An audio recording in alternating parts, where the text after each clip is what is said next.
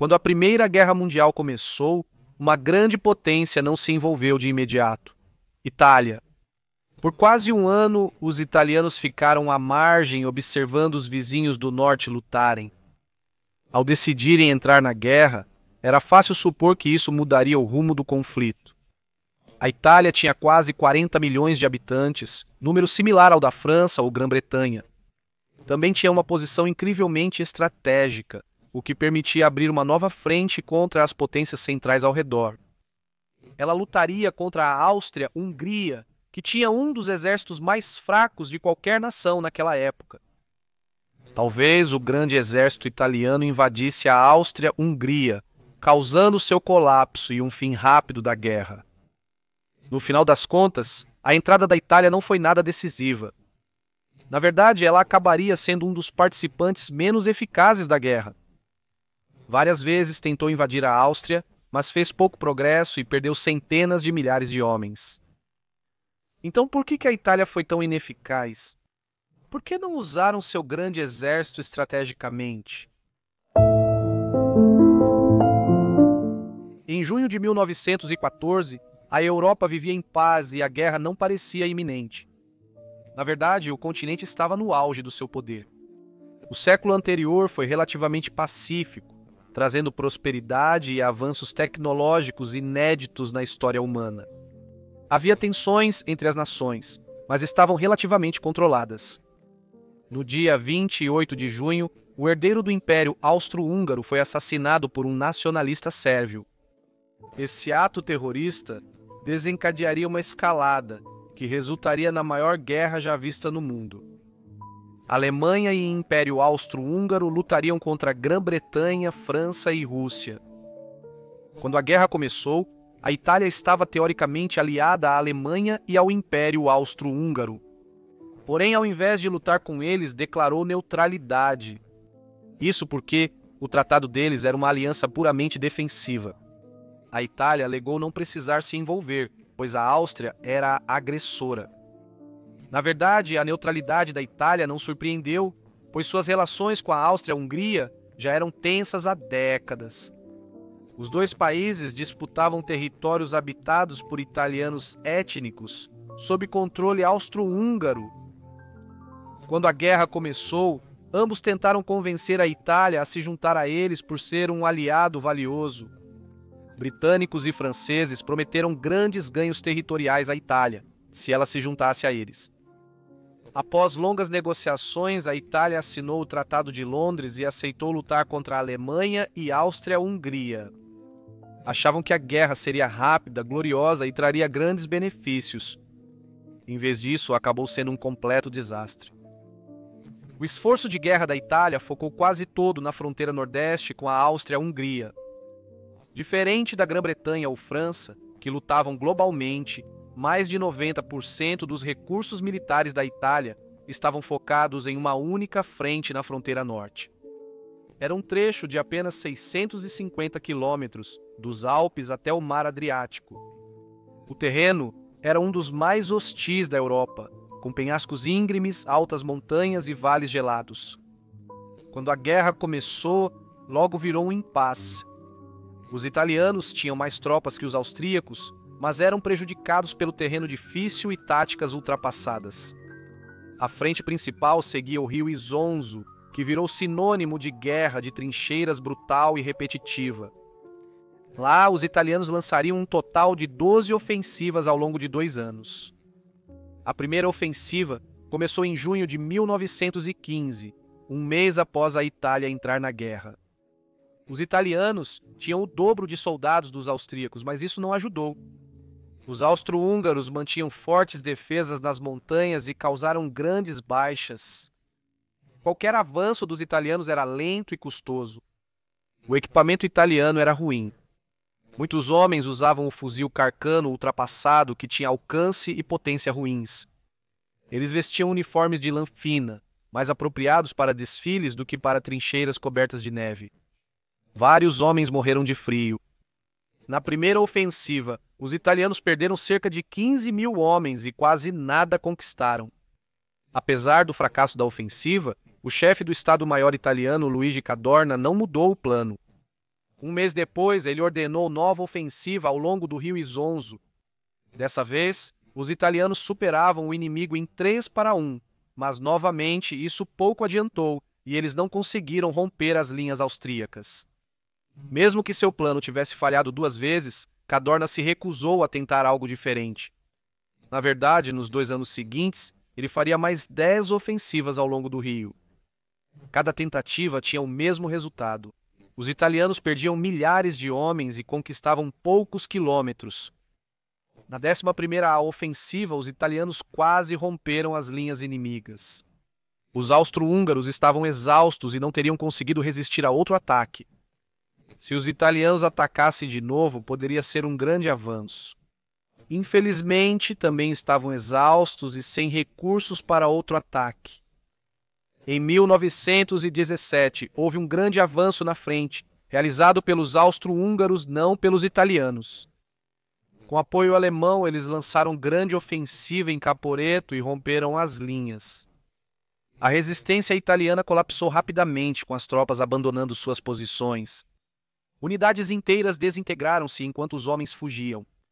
No caos, os italianos deixaram para trás 3.000 metralhadoras, 3.000 peças de artilharia e milhares de toneladas de munição.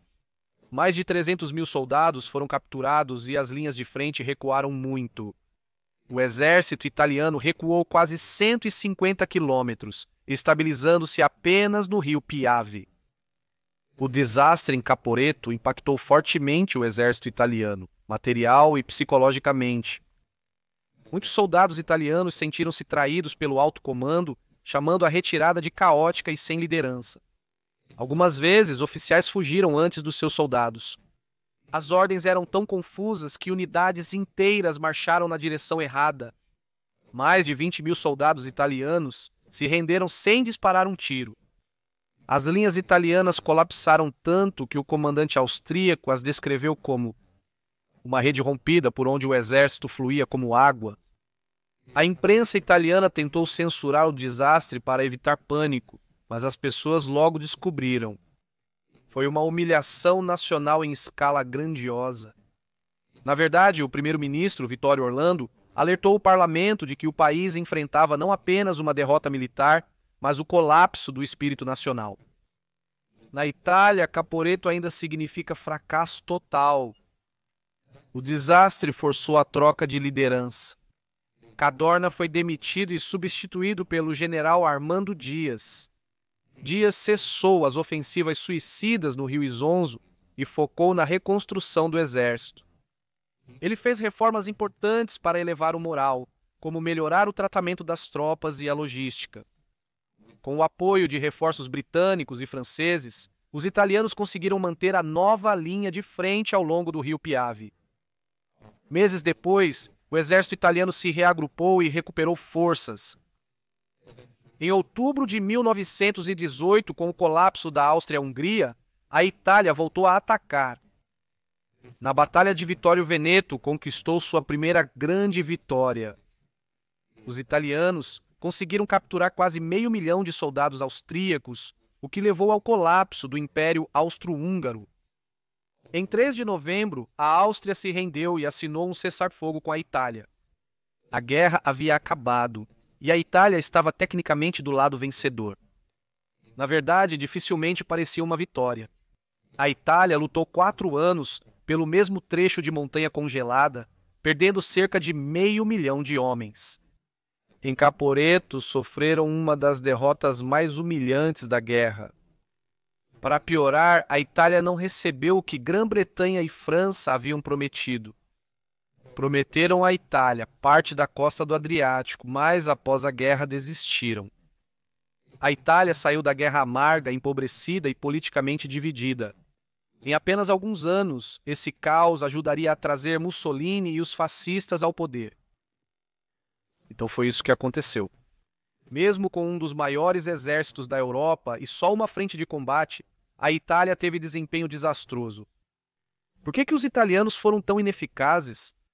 O que explica todas as ofensivas fracassadas e o desastre absoluto da Batalha de Caporetto? Bem, um dos maiores motivos foi que a liderança italiana era atroz.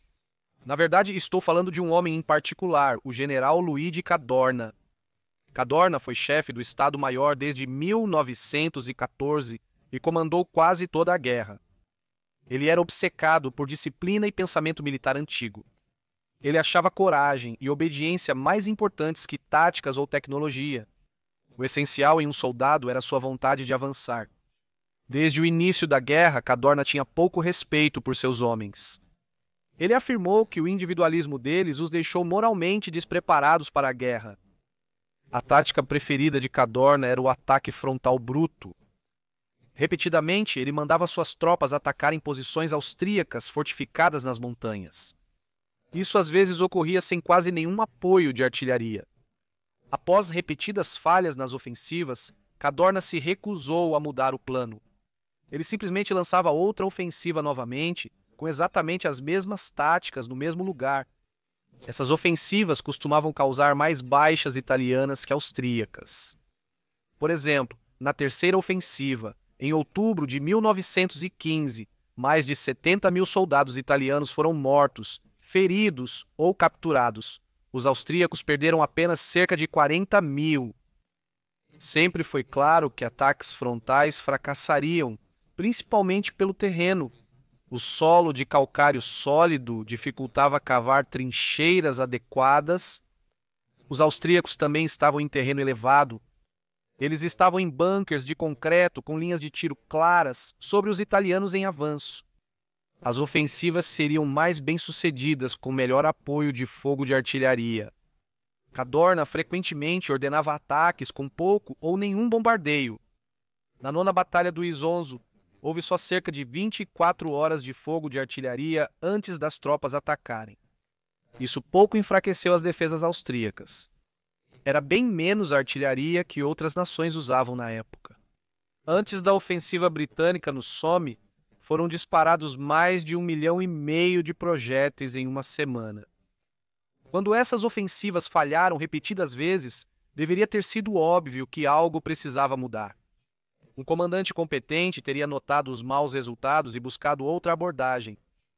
Comandantes de outras nações estavam fazendo exatamente isso, tentando experimentar novas táticas para tentar quebrar o impasse da guerra de trincheiras. Na Batalha do Somme, os britânicos usaram uma tecnologia nova, o tanque. Os tanques mostraram um grande potencial, pois podiam atravessar arame farpado e fornecer cobertura para a artilharia. Engenheiros italianos iniciaram suas próprias versões. Cadorna, porém, não se interessou. Ele considerou os tanques pouco confiáveis e caros. Nem todos no exército italiano eram hostis a novas tecnologias. Por exemplo, um coronel, Giulio Douhet, argumentou que o poder aéreo poderia mudar a face da guerra. Douhet era um visionário à frente de seu tempo. Ele propôs uma força aérea independente anos antes de outros na Europa considerarem a ideia. Cadorna novamente não se interessou. Ele via as ideias de Douhet como uma forma de questionar sua liderança. Após várias discussões, ele calou e rebaixou Douhet. O motivo pelo qual Cadorna era tão contra a adoção de novas tecnologias era porque toda a sua ideia de guerra estava presa no século anterior. Para ele, a vitória dependia da disposição do soldado em se sacrificar e continuar avançando. Podemos ver isso nas orientações que ele dava às tropas de ataque. Cadorna escreveu: a infantaria que se encontra sob fogo durante um ataque deve se retirar do fogo o mais rápido possível, da única maneira permitida, avançando com toda a velocidade. Parar e deitar-se seria um erro muito grave. O fato de Cadorna ser tão antiquado e teimoso estava longe de ser o único motivo pelo qual ele era um comandante tão ruim. Outro motivo é que ele estava longe da linha de frente. Ele comandava a guerra de seu quartel-general em Udine, a cerca de 30 quilômetros, e raramente visitava o campo de batalha. Isso significava que a comunicação era muito lenta e, por isso, ele tomava decisões com base em informações desatualizadas.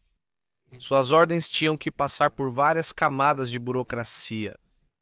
Às vezes, levava horas ou até um dia para que suas instruções chegassem à linha de frente. Isso seria menos problemático se comandantes de nível inferior tivessem mais autonomia para se adaptar ao campo de batalha. No entanto, Cadorna era tão controlador que insistia que os oficiais subalternos seguissem suas instruções à risca, não importando o quanto a situação no terreno mudasse. Como você pode imaginar, obrigar os homens a repetidas ofensivas suicidas afetou gravemente o moral. Um tenente escreveu sobre o quanto todos achavam aquilo deprimente. Ele escreveu: "Não é morrer que desmoraliza. O que te desgasta é morrer de forma tão inútil por nada. Isso não é morrer pela pátria, é morrer pela estupidez de ordens específicas e pela covardia de certos oficiais comandantes." Gradualmente, as tropas passaram a ressentir-se de Cadorna. Na verdade, eles até inventaram uma rima zombeteira para ele. Ela dizia: "Veja Cadorna furioso, ouça-o rugir. Ele matou todos os ratos na cozinha." Afirmavam que Cadorna era responsável pelas grandes perdas que sofriam.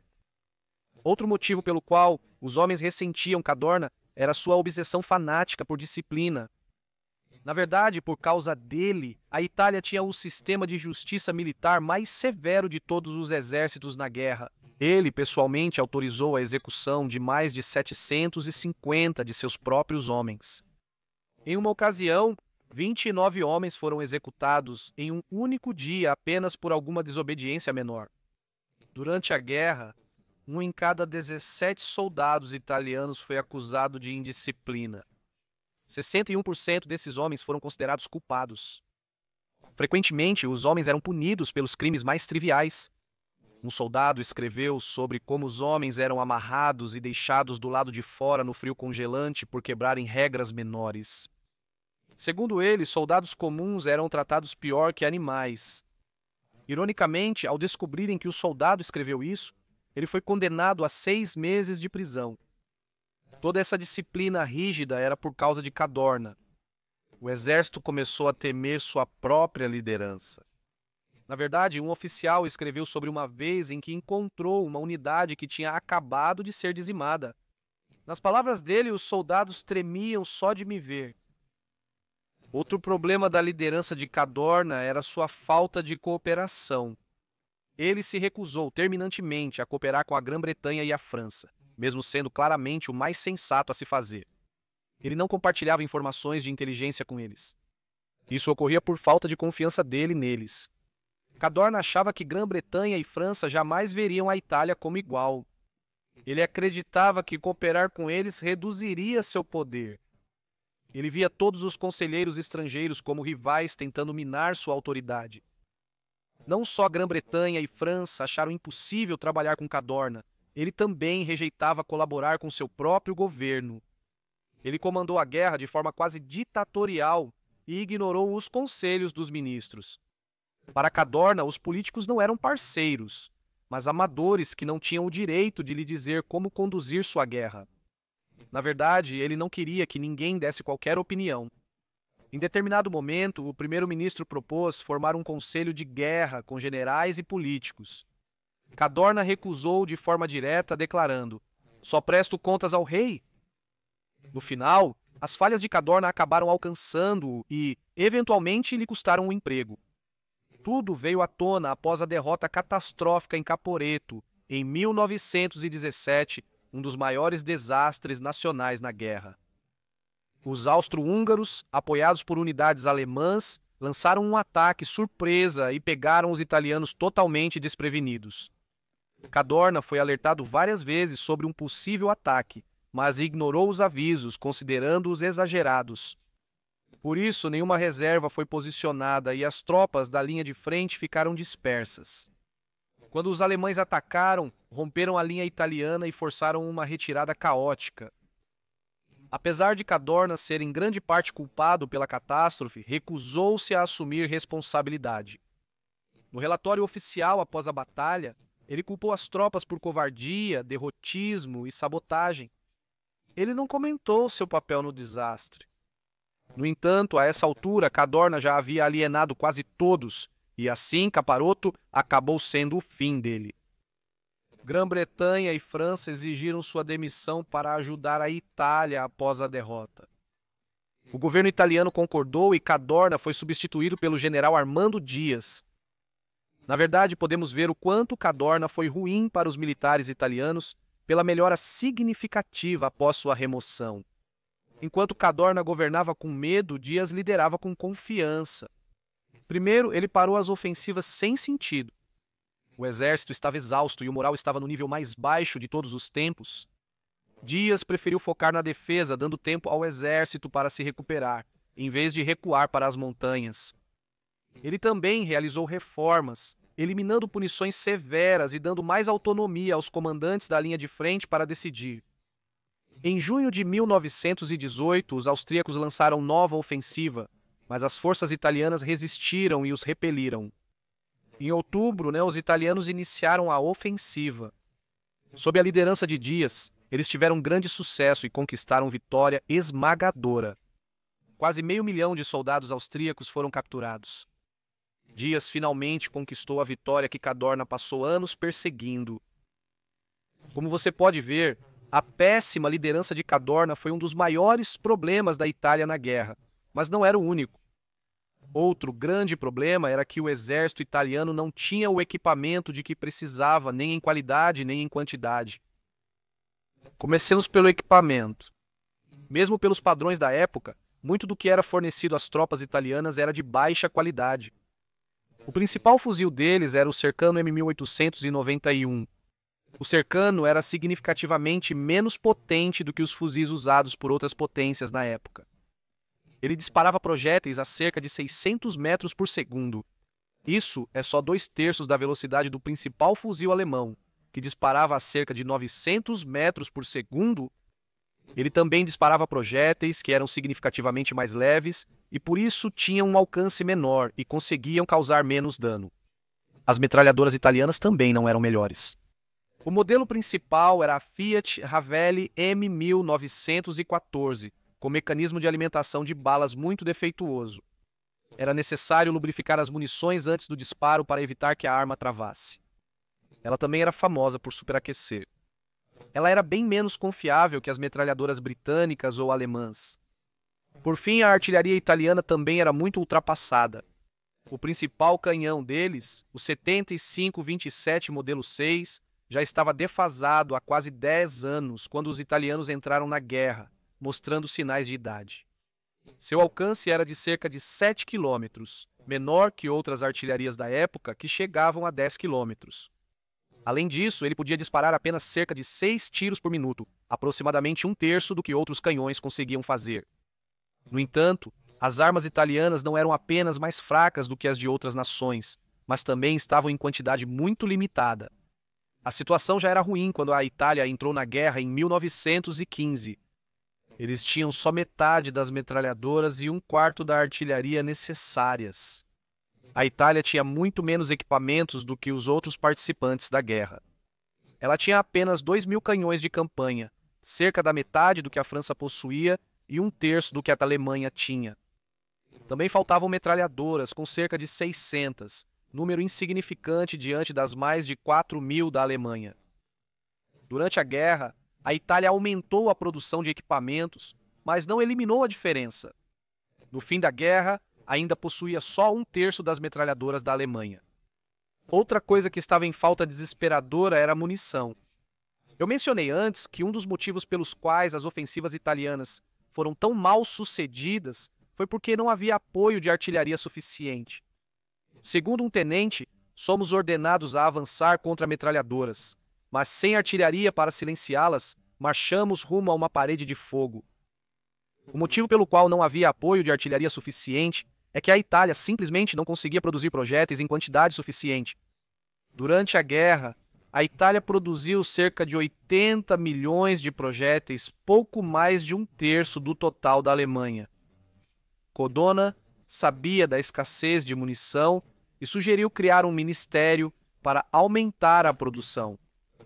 Embora tenha sido implementado, a produção não alcançou o nível de outras nações, pois a economia italiana não era tão industrializada quanto a Grã-Bretanha ou a Alemanha. Isso fica claro ao analisarmos a produção de matérias-primas de cada nação. O carvão é um exemplo. Em 1914, a Itália produziu cerca de 1 milhão de toneladas, enquanto Grã-Bretanha e Alemanha produziram cerca de 300 milhões cada. E isso fazia a Itália depender da importação de carvão, um grande problema para um país em guerra industrial prolongada. Era uma história parecida quando se tratava da produção de aço. Antes da guerra, a Alemanha produzia 19 milhões de toneladas de aço e a Grã-Bretanha 10 milhões.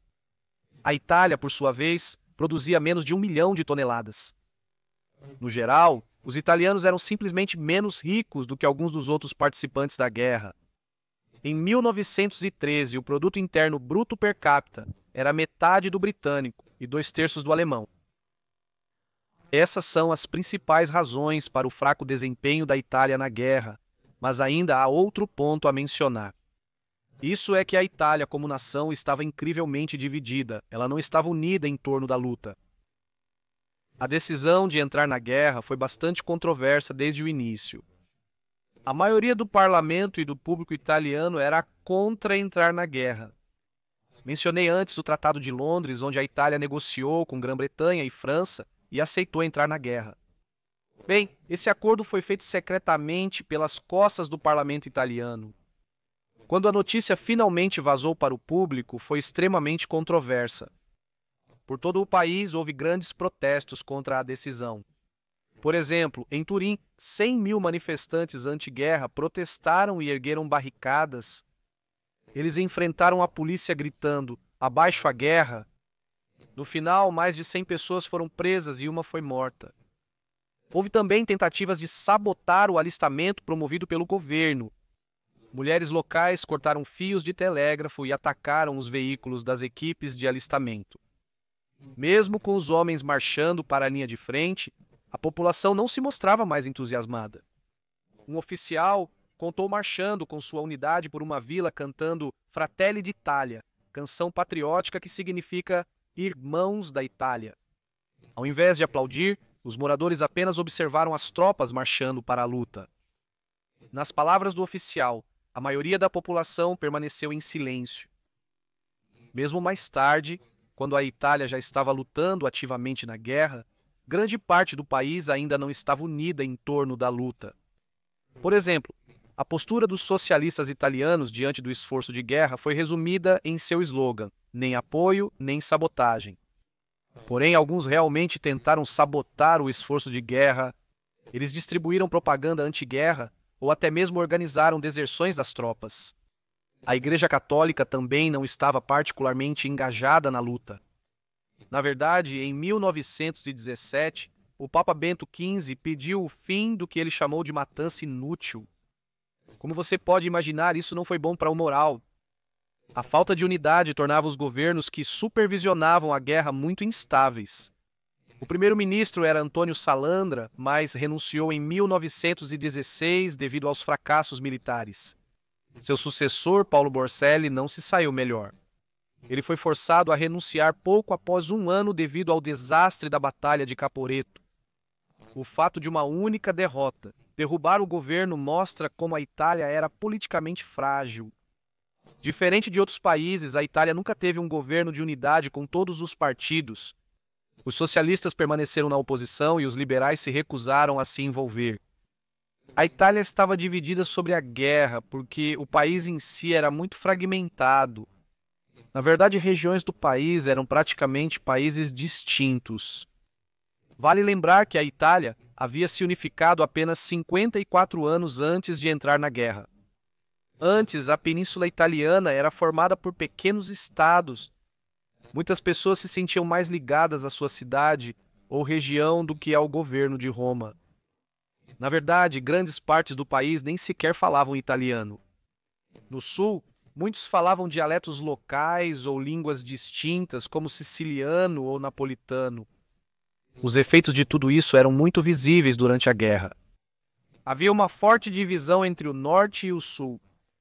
Na época, o sul era menos desenvolvido que o norte, com metade da renda e alfabetização bem menor. Por isso, homens do sul eram frequentemente desprezados. Eles eram, em certa medida, usados como carne de canhão, já que iam direto para as posições de linha de frente que eram as mais mortais. Já os trabalhadores industriais do norte eram isentos do alistamento. Isso significava que homens do sul estavam super representados entre as tropas italianas e isso era um problema por vários motivos. Primeiro, esses homens tinham menos escolaridade. Cerca de um terço era analfabeto, bem mais que a Alemanha, onde o analfabetismo era de cerca de 1%. Isso era um problema, pois a guerra ficava mais sofisticada e os soldados tinham tarefas mais complexas. Esses homens tinham menos compromisso com a ideia de nação italiana e, por isso, eram menos dispostos a lutar por ela. Isso porque, quando a Itália se unificou em 1861, o Sul não queria particularmente que isso acontecesse. Isso foi muito imposto a eles pelo Norte. Isso foi um problema especialmente grande porque o próprio motivo pelo qual a Itália estava lutando na guerra era para tomar alguns territórios do norte da Áustria. Pobres camponeses do Sul foram enviados ao norte para lutar por Trentino, Trieste ou outros lugares desconhecidos. Como você pode imaginar, eles não estavam motivados. Como consequência, homens do Sul resistiram mais ao alistamento que os do Norte. A evasão do serviço militar foi um grande problema para a Itália na guerra, com cerca de 500 mil de homens resistindo à convocação. Outra consequência foi uma alta taxa de deserção. Durante a guerra, cerca de 400 mil italianos desertaram 10 vezes mais que na Grã-Bretanha. A falta de entusiasmo pela guerra se manifestava tanto no campo de batalha quanto entre a população. Com o prolongamento da guerra, a população era mais afetada. A escassez de alimentos se espalhou e houve até motins por pão. Em 1917, o preço de itens básicos como farinha e azeite de oliva triplicou. A inflação afetou principalmente os operários de fábrica. No fim da guerra, seus salários valiam 25% menos que no início. Isso deixou as pessoas cada vez mais cansadas e ressentidas com a guerra. Isso foi muito bom para os socialistas que eram contra a guerra desde o início. Nas eleições de 1917, o partido obteve maioria em cidades como Milão e Florença, mostrando a revolta dos trabalhadores. A filiação ao partido disparou e o jornal socialista Avante dobrou seus leitores. Ele publicava slogans como "Abaixo a guerra", populares entre manifestantes. Em março de 1917, na Rússia, ocorreu uma revolução que depôs o czar. Alguns achavam que a mesma coisa poderia acontecer na Itália. Em agosto, um grande motim por pão em Turim virou uma ampla revolta anti-guerra.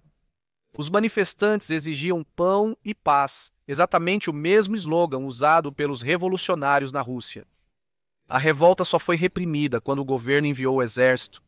Foram necessários 4 dias para reprimir os distúrbios e, ao final, cerca de 50 manifestantes e 10 soldados estavam mortos. Desde o início da guerra, a Itália estava muito dividida e nem a população nem as tropas acreditavam na guerra. Para ser honesto, muitos deles mal acreditavam no próprio conceito de Itália.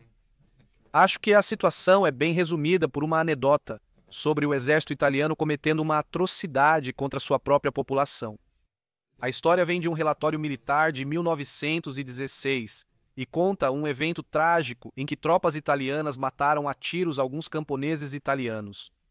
A aldeia foi tomada pelos austríacos e depois reconquistada pelos italianos. Quando as tropas italianas chegaram para libertá-la, os moradores desconfiaram e os receberam com forcados. As tropas italianas abriram fogo contra os civis e saquearam a aldeia. 150 moradores italianos foram deixados mortos.